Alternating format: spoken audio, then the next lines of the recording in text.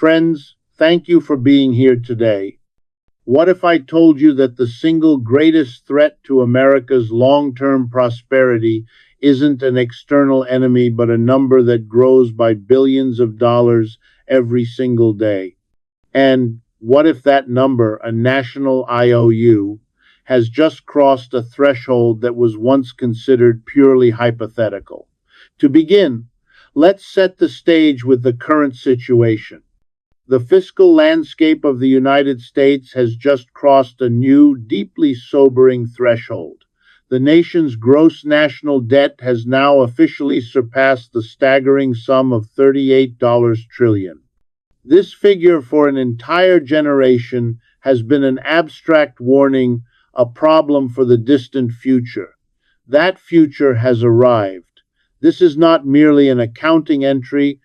It represents a tangible per capita burden that, when distributed among the populace, equates to somewhere between $100,000 and $111,000 for every single man, woman, and child in the country. It is a mortgage held against the future prosperity of every citizen, a debt incurred in their name but largely without their direct consent. What is perhaps more alarming than this absolute number is the sheer velocity of its growth. The debt has demonstrated an accelerative quality that defies historical precedent. In a recent stunning period, the debt ballooned by $1 trillion in just 82 days. To put this in perspective, that is less than 3 months, a single fiscal quarter, to accumulate a sum that was once the entire national debt. This breakneck speed transforms the problem from a chronic issue into an acute crisis. We are no longer discussing a slow leak, we are discussing a hemorrhage. The primary concern, as voiced by economists and fiscal watchdogs, is no longer just the absolute value of the debt, but the accelerating trend of its accumulation. This escalation makes one fact painfully clear. This is not a temporary spike. It is not the predictable short-term result of a specific crisis such as a major war or a deep cyclical recession after which a return to fiscal normalcy could be expected. Instead, the United States is facing a deep structural problem. The deficit, the gap between what the government spends and what it collects, has become baked into the very fabric of the American political and economic system. It is a feature, not a bug, of modern governance. This grim assessment is not hyperbole. It is the official projection of the nation's own fiscal scorekeeper, the Congressional Budget Office, or CBO. The CBO's long-term outlook does not predict a stabilization or a correction. On the contrary, it projects that the debt will continue its relentless climb for decades to come, far surpassing any previously recorded level relative to the size of the economy. This trajectory suggests a fundamental misalignment between the promises the government has made to its citizens and the revenue it is willing or able to collect to pay for them. The $38 trillion milestone is not a peak. It is a base camp on the way to even more treacherous heights. This leads to a critical question. How did this financial chasm even get created? Well, to understand that, we have to look at the simple, yet often obscured mechanics of government finance. The national debt is the cumulative result of this misalignment. It is the grand total, the running balance of every dollar the United States government has borrowed throughout its history. It represents the sum of all past annual deficits, plus the compounding interest owed to the creditors who lent the money. These creditors are both domestic and foreign. In the simplest terms, the federal government has been operating like a household with a credit card, consistently spending more than it earns for decades.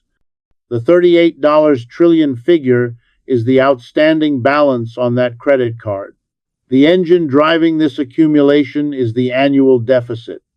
This is the 1 year shortfall. The government, it is important to note, operates on a fiscal year that ends on September 30th, not on the calendar year. A deficit occurs when within that fiscal year, total spending, known as outlays, exceeds total revenue, known as receipts. The historical context for this is stark. The last time the United States government ran a surplus, a year where it actually earned more than it spent, was in 2001. For over 2 decades, the government has failed to balance its books even a single time, borrowing money year after year to cover the difference. Regardless of which political party controlled the White House or Congress, the fiscal year 2025 serves as a perfect and troubling case study of this mechanism in action. During that period, the federal government collected approximately $5.23 trillion in total revenue. However, its total spending amounted to approximately $7.01 trillion. The math is simple and unforgiving. This created an annual deficit of approximately $1.78 trillion. This shortfall, this gap did not simply vanish. To cover its expenses, the government had to borrow that entire $1.78 trillion, which was then added directly to the principal of the national debt, pushing it past the $38 trillion mark. The interest on the debt now exceeds the defense budget method for this borrowing is the sale of government bonds, universally known as treasuries. When the U.S. Treasury needs to raise cash to pay for this deficit spending, it essentially sells IUS. Investors, which include individuals, large pension funds, corporations, and foreign governments, loan their money to the U.S. government. In return, they receive a treasury bond, which is a promise from the government to repay that loan with interest at a specified future date known as the maturity date. This system, long considered the bedrock of the global financial system due to its perceived safety, is the very mechanism that facilitates America's chronic overspending. So, let's break that down further. Where is all this money coming from and where is it going? That $1.78 trillion deficit for fiscal year 2025 isn't an abstract failure. It's the direct result of specific identifiable choices in the federal budget. The story of the debt is a story of where the money comes from and, far more importantly, where it goes. First, let's examine federal revenue, the $5.23 trillion the government collected. The vast majority of this income is derived directly from the public and the workforce, the largest single source accounting for approximately 51.7% of all revenue is individual income taxes. The second largest source, at 34.2%, comes from FICA taxes, the payroll taxes designated for Social Security and Medicare. Combined, these two sources account for the lion's share of all government income. By stark contrast, corporate income taxes contribute a much smaller portion, approximately 9.4%. The remainder is filled in by customs duties on imports, excise taxes on specific goods, and estate or gift taxes. Next, we must analyze federal spending, the $7.01 trillion in outlays. This side of the ledger is dominated by what is known as mandatory spending. These are expenses that are effectively on autopilot required by existing laws rather than by annual votes in Congress. The largest of these expenses are the nation's primary social safety net programs, Social Security with outlays of approximately $1.5 trillion and healthcare programs chiefly Medicare for seniors and Medicaid for low-income individuals. Following these entitlements is national defense. The defense budget at approximately $917 billion in fiscal year 2025 represents a massive discretionary expense, though one that is rarely subject to significant cuts. But a new critical threshold has been crossed, one that fiscal experts have warned about for decades. For the first time, the fastest growing and one of the largest single expenses in the federal budget is interest on the debt. In fiscal year 2025, the government spent approximately $970 billion on this line item. This is a crucial, terrifying development. The United States is now spending more money on interest payments, money that buys no new services, builds no roads, funds no research, and pays no soldiers than it does on its entire national defense budget. This interest expense now consumes approximately 18.5% of all incoming tax revenue. This means that for every dollar a citizen pays in taxes, nearly 19 cents does not go to funding the government. It goes directly to creditors to service the debt accumulated in previous years. The rest of the budget is filled with other categories such as income security programs like SNAP, food stamps, and benefits for veterans. But these are dwarfed by the massive outlays for entitlements, defense, and now the crippling cost of interest. Now, this brings us to a concept you may have heard about, the debt spiral, which is really a crisis of rising interest rates. You see, for many years, the government was able to manage this growing debt load because of one single massive advantage: historically low interest rates. But that era has come to an abrupt and painful end, introducing the most dangerous accelerant to the nation's fiscal crisis. The new challenge began as a response to a different crisis: rampant inflation. To cool down the overheating economy, the Federal Reserve, America's central bank, which operates independently of the government, embarked on an aggressive campaign to raise interest rates. It lifted its benchmark rate from near zero to over 5% in a very short period. While the Federal Reserve's job is to manage inflation and employment, its actions have catastrophic side effects for a government that is $38 trillion in debt. The mechanism that triggers the spiral is known as rolling over the debt. Government bonds are not permanent. They have maturity dates.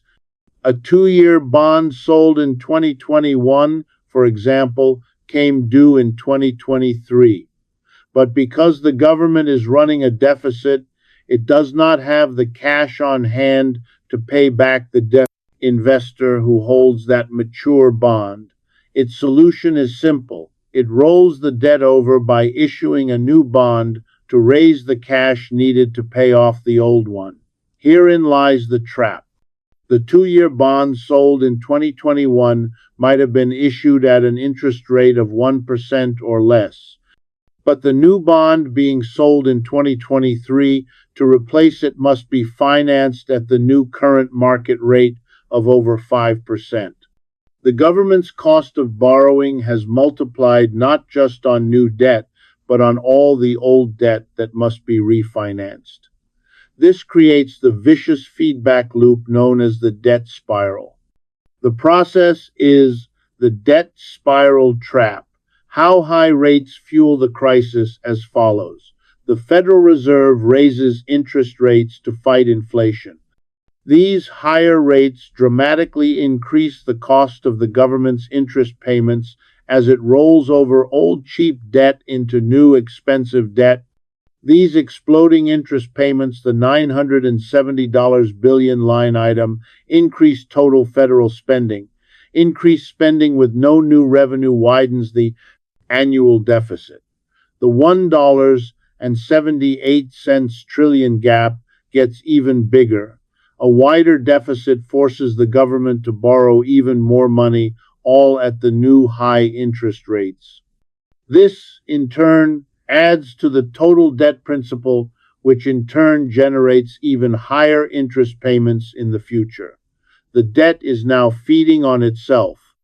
The interest is compounding, and the government is borrowing money just to pay the interest on money it has already borrowed. This is a classic sovereign debt trap, a cycle that becomes exponentially more difficult to escape with each passing year. So, who exactly owns all this debt? We're talking about $38 trillion. This is a question I get all the time, and the answer usually surprises people.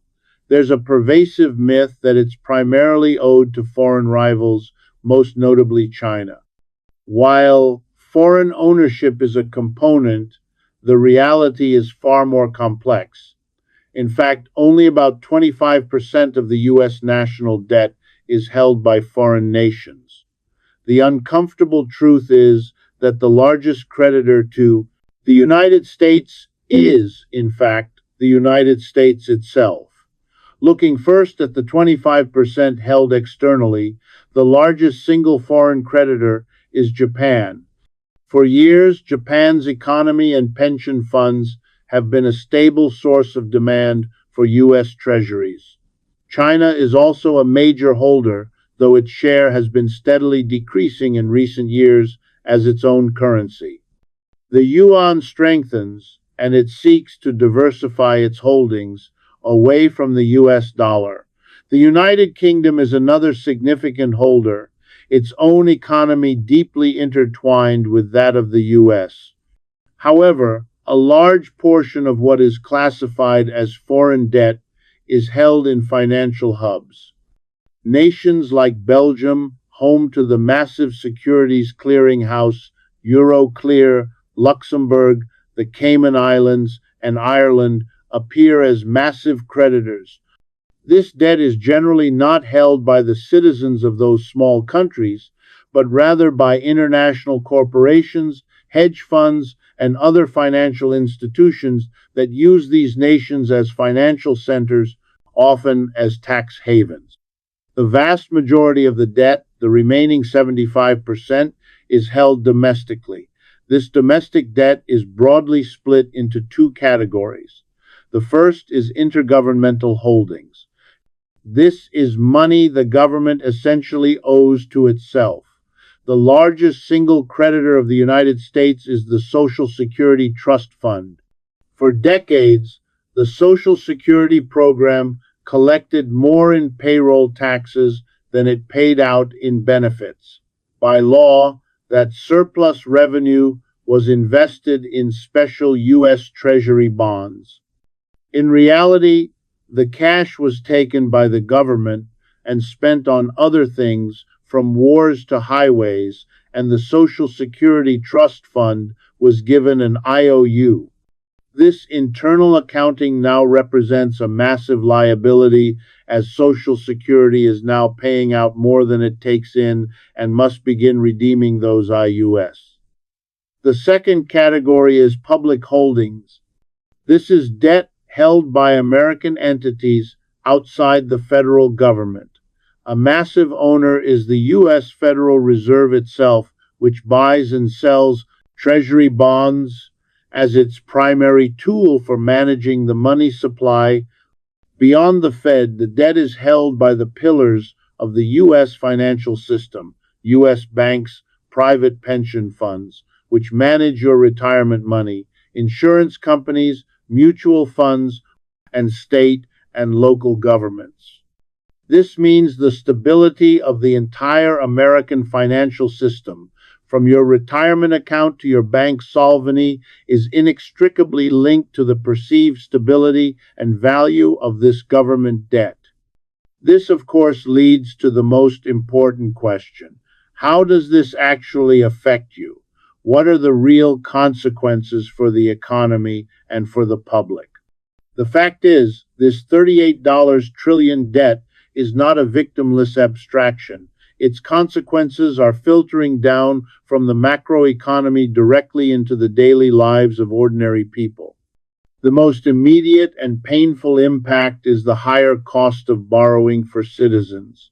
There is a spillover effect. When the U.S. government, considered the safest borrower in the world, must pay over 5% interest to borrow money.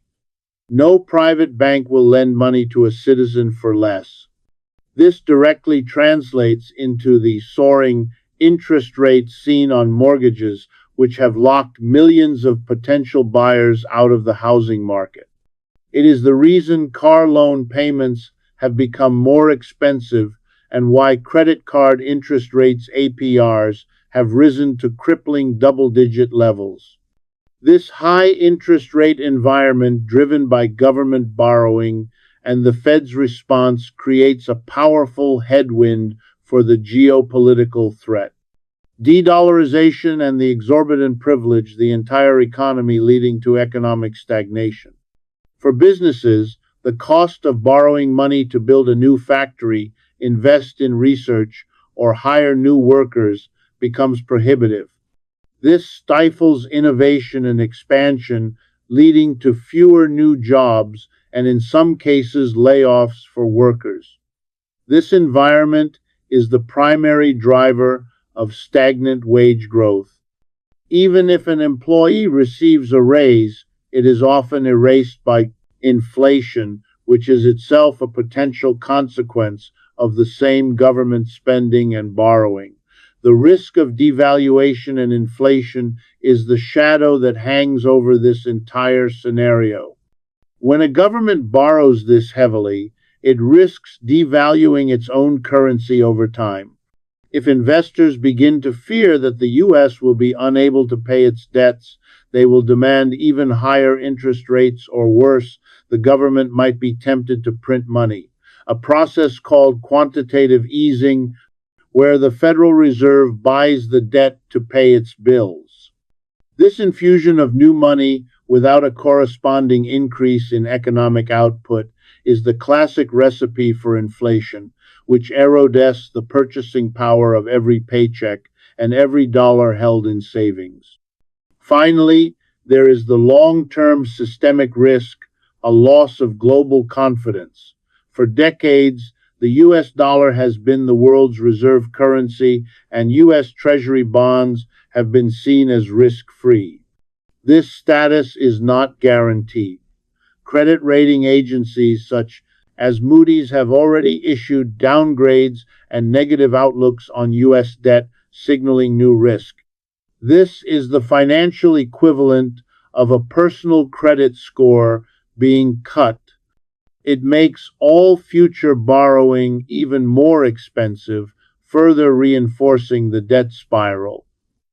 An unchecked rise in the debt risks a catastrophic fiscal crisis, a scenario in which investors dump U.S. bonds, the dollar crashes, and the U.S. loses its position as the anchor of the global economy, a possibility that until recently was considered unthinkable. But the domestic consequences, while severe, are actually intertwined with an even larger geopolitical threat. We need to talk about the geopolitical framework because the U.S. dollar's dominance is truly at risk. This special status, held since the Bretton Woods Agreement near the end of World War II, is arguably the single most valuable asset the United States possesses. It is the bedrock of its global power and has provided what has been termed an exorbitant privilege. This privilege means that the U.S. dollar is the default currency for international trade. Critical commodities, most notably oil, are priced and settled in dollars globally. Furthermore, central banks from every other nation on earth hold U.S. dollars and U.S. Treasury bonds as their primary risk-free foreign exchange reserves. This global demand for dollars and treasuries is the secret ingredient that has enabled the $38 trillion debt to accumulate without triggering the hyperinflation or fiscal collapse that would have afflicted any other nation. The United States has been able to finance its massive deficits by borrowing in its own currency, a currency the rest of the world needed to buy, both for trade and as a store of value. In essence, the world's central banks have been lending America the money it needs to fund its overspending. This symbiotic relationship, however, is now under immense strain. The $38 trillion question is what happens when the world's confidence in the risk-free nature of U.S. debt begins to crack. The chronic structural deficits combined with the recurring political brinkmanship of debt ceiling standoffs have led global partners and rivals alike to question the long-term stability of the U.S. fiscal house. They see a nation seemingly unwilling to make the hard choices to govern itself, and they are beginning slowly but surely to hedge their bets. This has given rise to the dollarization movement. Geopolitical rivals such as China and Russia are actively promoting the use of their own currencies in bilateral trade. Blocs of nations such as the BRICS, Brazil, Russia, India, China, and South Africa are openly discussing the creation of new payment systems and even alternative reserve assets to bypass the dollar-denominated financial system. This is not a fast process. The US dollar's dominance is built on a massive liquid financial infrastructure that has no immediate rival. The euro has its own structural problems, and the Chinese yuan is not freely convertible or trusted. However, a sudden collapse is not the primary risk. The threat is a slow structural erosion. If demand for U.S. treasuries, the political catch-22, why there is no easy way out, begins to wane, the consequences would be catastrophic and self-reinforcing. To attract diminishing global investment, the U.S. Treasury would be forced to offer even higher interest rates, which would pour gasoline on the fire of the domestic debt spiral. The United States would lose its exorbitant privilege. It would lose the ability to finance its deficits cheaply. A significant flight from the dollar by central banks would cause its value to plummet, importing massive inflation as the cost of all foreign goods sources. The national debt, therefore, is no longer a purely domestic economic issue. It is a direct and pressing threat to America's fundamental geopolitical standing. So, if the problem is this clear, and the consequences are this severe, it leads to the logical question everyone asks: why doesn't the government just fix it? This brings us to the political dilemma and the so-called solutions. The answer lies in a political dilemma, where every possible solution is considered more toxic than the problem itself. There are only two ways to fix a deficit: cut spending or raise revenue. First, consider cutting spending. This is politically radioactive because the largest items in the budget are also the most popular. Social Security and Medicare are considered the third rail of American politics. Touch them and your political career dies. Any attempt to cut benefits for the 72 million or more Americans who depend on these programs, many of whom are senior citizens who vote reliably, is seen as political suicide. The other major expenses, defense and interest, are similarly protected. Second, consider raising revenue. This is, of course, a euphemism for raising taxes. This option is equally unpopular. Neither party wants to be responsible for significantly raising individual income taxes or corporate taxes, fearing backlash from voters and donors. Faced with these two unpopular choices, the political reality for decades has been to choose neither. The path of least resistance, favored by both Republicans and Democrats, is to continue overspending, funding popular programs and tax cuts with borrowed money, and pushing the consequences onto the next generation. The national debt has grown dramatically under presidents from both parties, demonstrating a bipartisan failure of fiscal responsibility. This political paralysis has led some to wonder if there is a cheat code, a way out that avoids the hard choices. This theoretical solution is inflating the debt away. The theory works like this. The government borrows 38 trillion of today's dollars. It then encourages or allows high inflation to run for decades. This inflation, while painful for the public, devalues the currency. Years later, the government pays back its old fixed-rate debt with new future dollars that are worth significantly less. This is not just a theory. The U.S. successfully used this exact strategy to reduce its massive debt to GDP ratio after World War II. To understand it, consider the analogy of a 1,970 mortgage. A person who took out a $24,000 mortgage in 1970 was taking on a massive financial burden, as the average salary was a fraction of that. Today, that same $24,000 loan balance would seem trivial, perhaps half of a single year's salary, and could be paid off with ease.